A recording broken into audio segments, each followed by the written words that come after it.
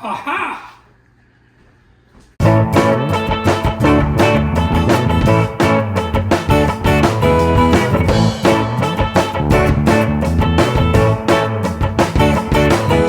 Ciao from Casa Fiore's Cucina. Welcome and thank you for joining us today. We're gonna make some homemade sausage. It's a sausage fest at the Pignataros. Yeah! Here is our fearless leader, Baba Fiore Pignataro II. Well, you first off need a pork butt roast. You cut this into sections, you put it through a grinder, and you come out with a sausage mix, which is normally about 80% meat and 20% fat. You need the fat in there so when you cook it, there's a nice little fat content to it. I was talking about silver skin.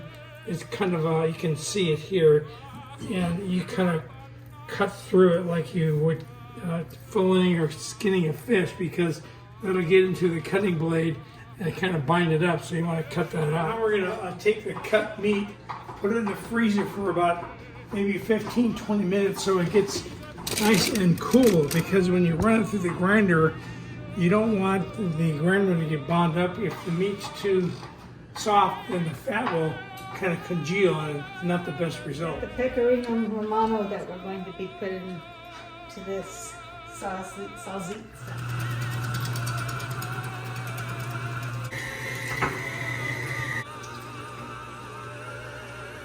You guys make this look so easy.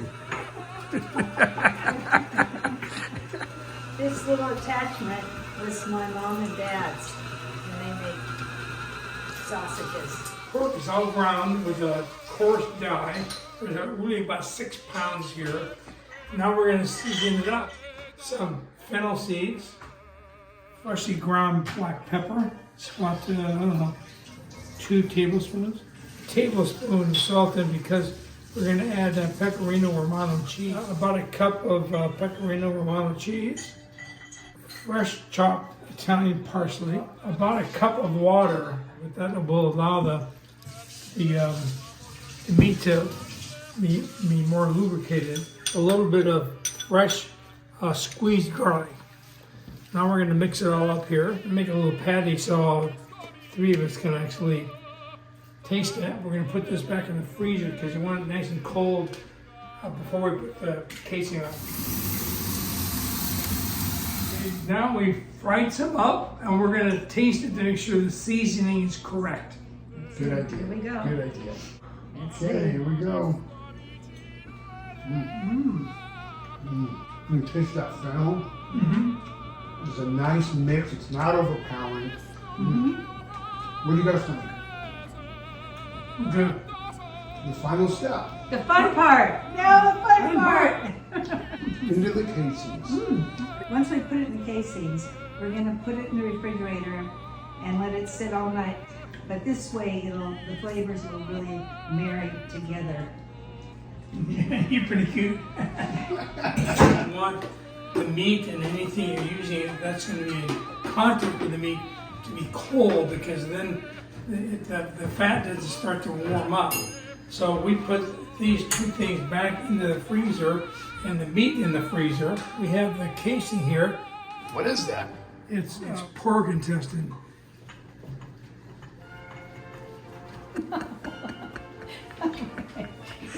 This has been a real joyride, let me tell you.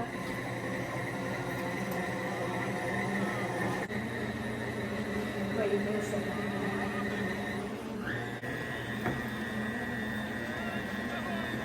This is one heck of a sausage fest, baby.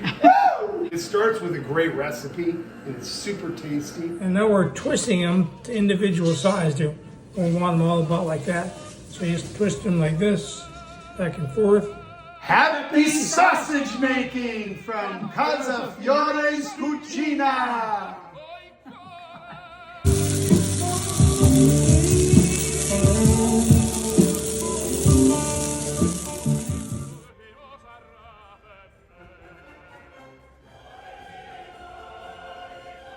Now that I'm looking at this Pecorino Romano, I have to tell you the story about when my parents were living.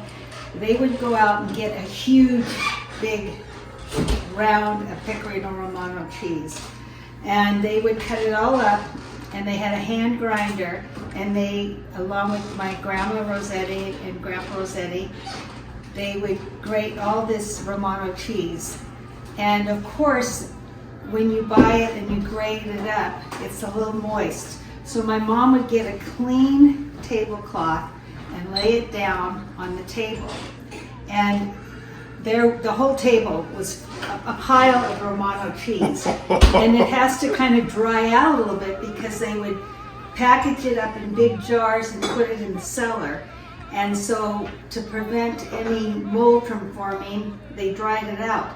So that cheese would sit on the tablecloth for as long as it took for it to... Oh, how long was that? It could have been weeks. And my dad would go down every day after work and he would turn this cheese so that... With his hands? I think so. They were washed, of course. You know, he had a shovel. No. God. And anyhow, so the whole house smelled Which one like of these? Pecorino Romano cheese. And boy, it was good. And my friends would walk in to see me and they just couldn't figure out what that smell was. Anyhow, that's the story. So you think this is a lot? No, no, no. It was a table full of Pecorino Romano cheese, and it sat there until it got nice and dry, and then they put it in big jars and then slide it into the cellar, and we'd have it all year.